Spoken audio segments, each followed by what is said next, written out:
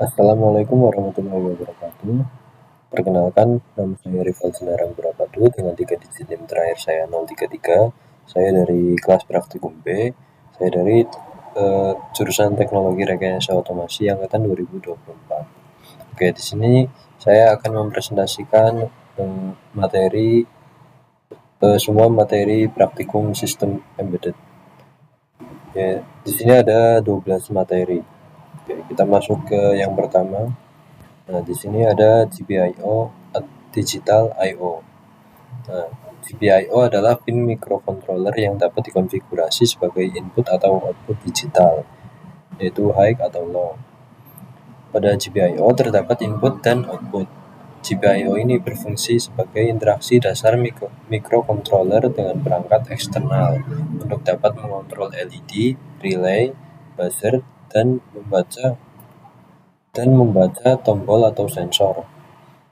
Nah, cara kerjanya pada input yaitu membaca tegangan 0 volt, 3,3 volt, atau 5 volt. Lalu dikonversi menjadi logika high atau low. Nah, logika ini merupakan output yang dikeluarkan oleh MCU ke perangkat. Nah, implementasi untuk GPIO ini yaitu contohnya seperti pada push button. Ini digunakan untuk membaca input. Itu seperti pada sistem tombol on off. Kemudian untuk menggunakan LED di sini bisa menggunakan untuk indikator output. Contohnya seperti pada kontrol lampu otomatis. Nah, parameternya untuk input itu ada floating, pull up, dan pull down. Kemudian untuk output itu ada push, pull, open, drain.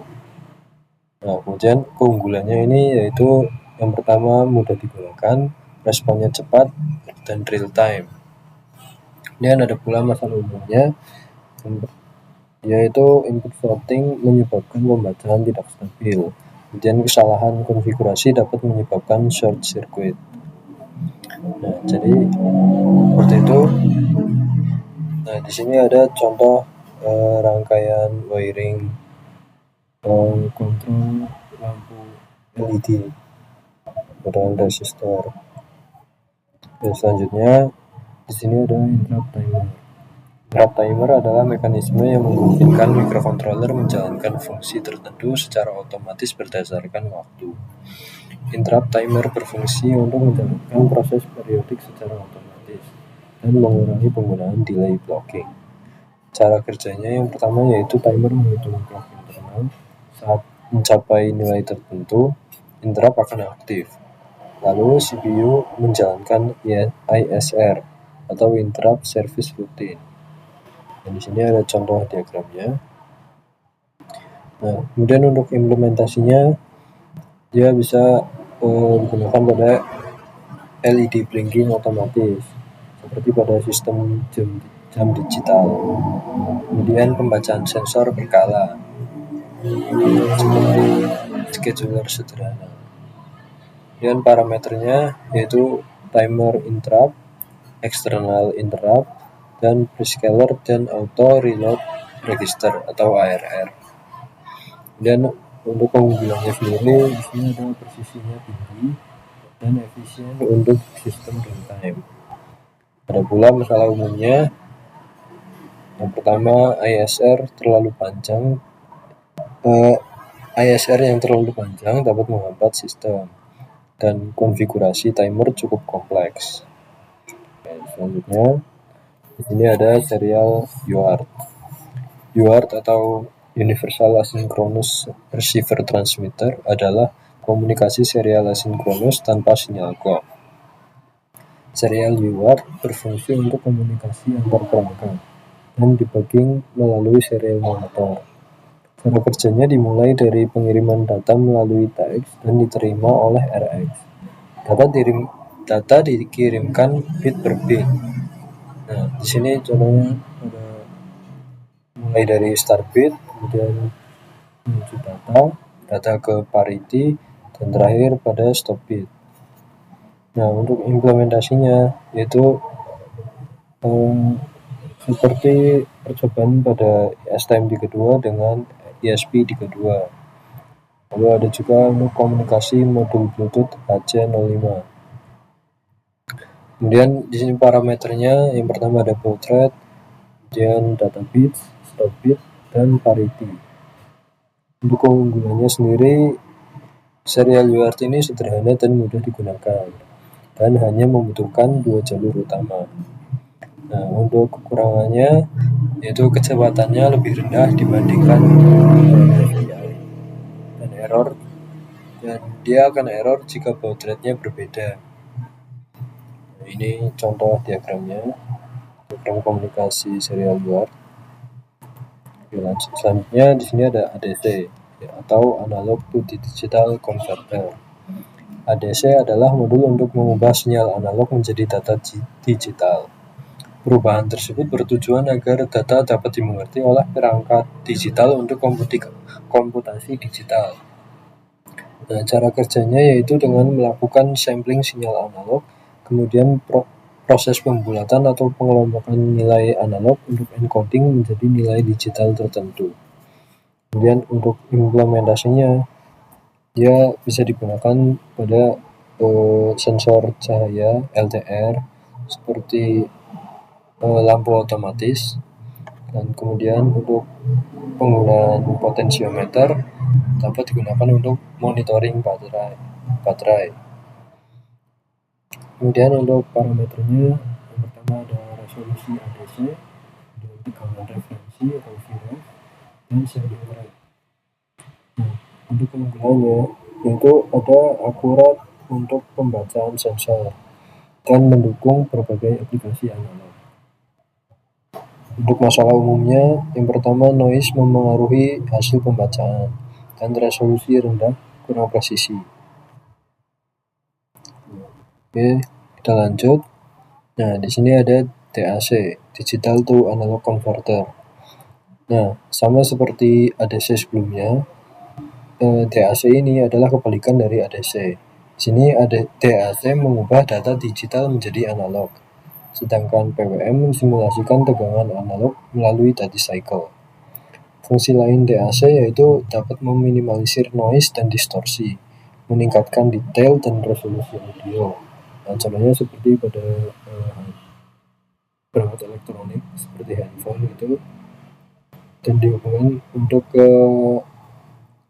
perangkat elektronik lain seperti earphone, headphone, atau amplifier. Seperti itu. Cara kerjanya yaitu dengan PWM mengatur lebar pulsa high dan low. Kemudian tadi cycle akan menentukan besar rata-rata tegangan outputnya. Nah, untuk implementasinya, yang pertama itu ada untuk mengatur kecepatan motor DC, lalu mengontrol brightness LED atau kecerahan LED. Kemudian ada kontrol motor servo, lalu audio output sederhana, dan power converter dan inverter.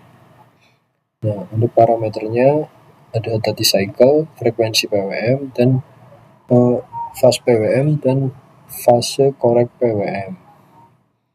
Untuk keunggulannya, dia efisien dan hemat daya, kemudian mudah diterapkan pada microcontroller, dan PWM tersedia hampir di semua MCU.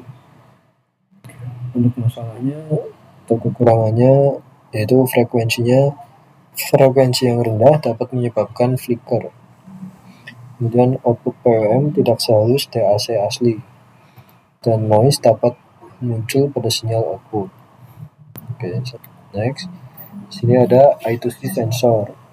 Nah, I2C atau Inter-Integrated Circuit adalah protokol komunikasi serial 2 jalur yang mendukung banyak perangkat dalam satu bus komunikasi. Pada I2C terdapat master atau pengirim dan slave penerima dalam melakukan komunikasinya. Nah, master mengirim alamat device, kemudian slave yang sesuai dengan alamat tersebut akan merespon. Kemudian data dikirim melalui SDA dengan sinkronisasi clock dari SCL. Kemudian untuk implementasinya, sini terdapat pada sensor MPU 6050, sensor suhu PME 280, OLED display, dan RTC atau real time clock. Oke. Untuk parameternya ada STA dan STL, address 7 bit atau 10 bit, kemudian clock speed 100 kHz atau 400 kHz.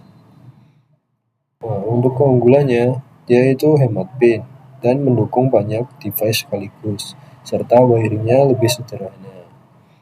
Untuk masalahnya, kekurangannya itu kecepatan lebih rendah dibanding SPI, dan address konflik dapat terjadi pada metode ini. Dan kemudian cara komunikasinya dia terbatas. Nah, ini ada komunikasinya. Ini itu I2C busnya. Ini masternya, itu microcontrollernya. Di sini ada slave-nya untuk penerima datanya. Oke, lanjut. Nah, kemudian di sini ada SPI storage. SPI atau Serial Peripheral Interface adalah protokol komunikasi serial sinkron dengan kecepatan yang tinggi. SPI berfungsi agar transfer data antar perangkat lebih cepat. Cara kerja SPI hampir mirip dengan I2C. Pada SPI, master menghasilkan clock, kemudian data dikirim melalui MOSI dan diterima melalui MISO secara simultan. Dan implementasinya ada pada penggunaan SD card modul, dan kemudian flash memory, TFT display, dan sensor berkecepatan tinggi. Untuk parameternya itu ada MOSI, MISO, SCK, CS, kemudian SPI mode 0-3, dan clock frekuensi. Untuk keunggulannya sendiri yaitu transfer data yang sangat cepat dan full duplex komunikasinya, dan stabil untuk data yang besar. Dan untuk kekurangannya itu dia membutuhkan lebih banyak pin dan wiringnya lebih kompleks, serta setiap slave-nya itu membutuhkan pin CS sendiri. Jadi dia membutuhkan lebih banyak pinnya. Nah, kemudian di sini ada DMA atau Direct Memory Access. DMA adalah metode transfer data langsung antara peripheral dan memori tanpa campur tangan CPU. Fungsinya yaitu untuk mengurangi beban CPU dan mempercepat transfer data. Prinsip kerjanya, CPU mengatur DMA controller agar DMA dapat melakukan transfer data secara otomatis. Kemudian CPU dapat menjalankan proses lain secara paralel. Nah, di sini implementasinya itu pada ADC ke memori. Ini untuk komunikasinya. Kemudian UART DMA transfer, lalu ada audio streaming, dan terakhir data logger berkecepatan tinggi. Untuk parameternya ada memory to memory, peripheral to memory, DMA channel, dan priority. Nah, itu dia parameternya. Kemudian untuk keunggulannya, pertama efisien untuk transfer data besar, dan performa sistem yang meningkat, dan menghemat penggunaan CPU. Untuk masalah umumnya yaitu pertama konfigurasi cukup kompleks, lalu ada konflik akses memori yang kemungkinan dapat terjadi, dan debuggingnya lebih sulit. Nah, kemudian ini untuk FreeRTOS. Untuk yang TAX adalah unit eksekusi pada FreeRTOS yang memungkinkan sistem menjalankan banyak proses secara multitasking. Pertama-tama, task dibuat menggunakan Xtask Grid, kemudian scheduler dijalankan. Nah, kemudian scheduler akan memilih task prioritas tertinggi. Dengan begitu, task akan berjalan bergantian secara otomatis. Ini ada diagramnya.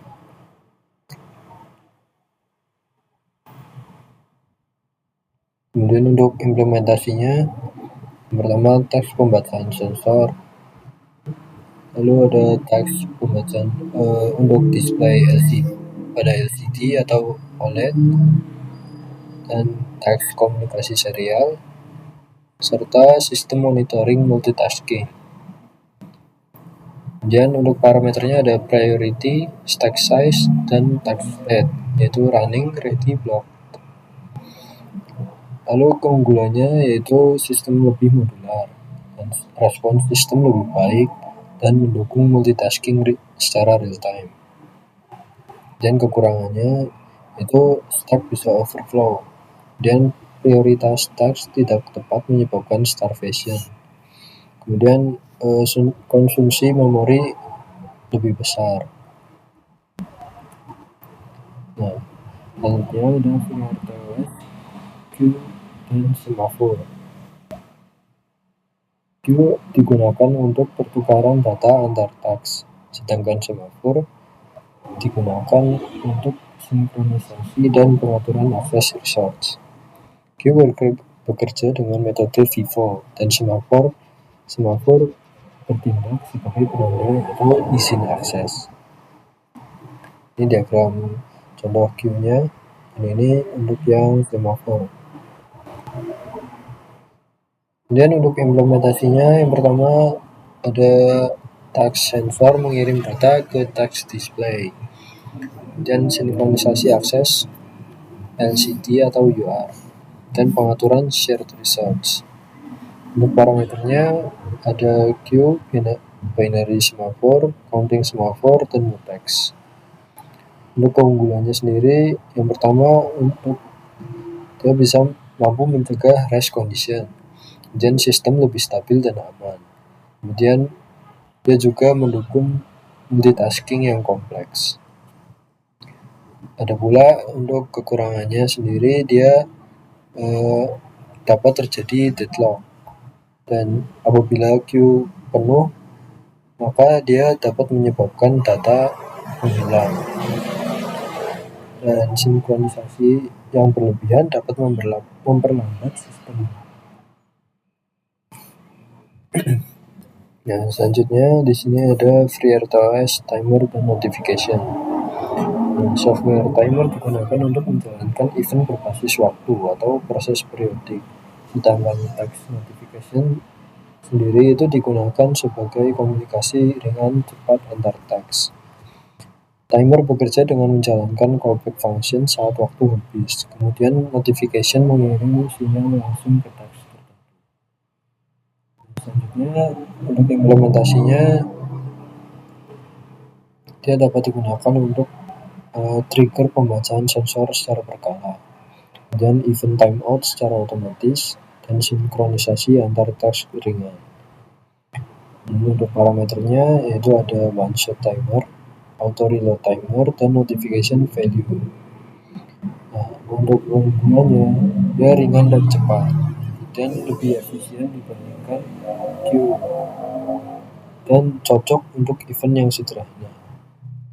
Namun ada pula masalah umumnya, di sini timer terlalu banyak, dia dapat membebani scheduler, dan notification kurang cocok untuk data yang besar. Ini contoh diagramnya. Oke, kita langsung lanjut aja ke FreeRTOS Memory Advanced.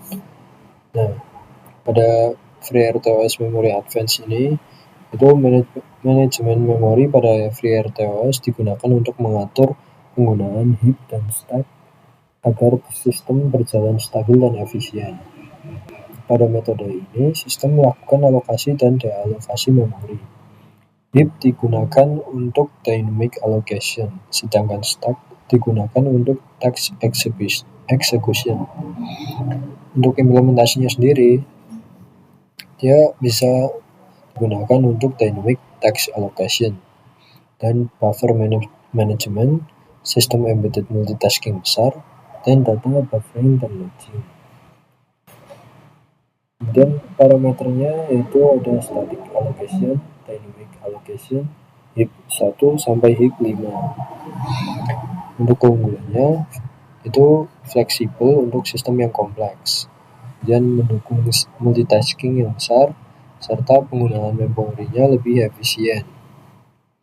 Dan untuk kekurangannya, dia memiliki fragmentasi memorinya dan memory leak serta kesalahan alokasi dapat menyebabkan crash pada sistem.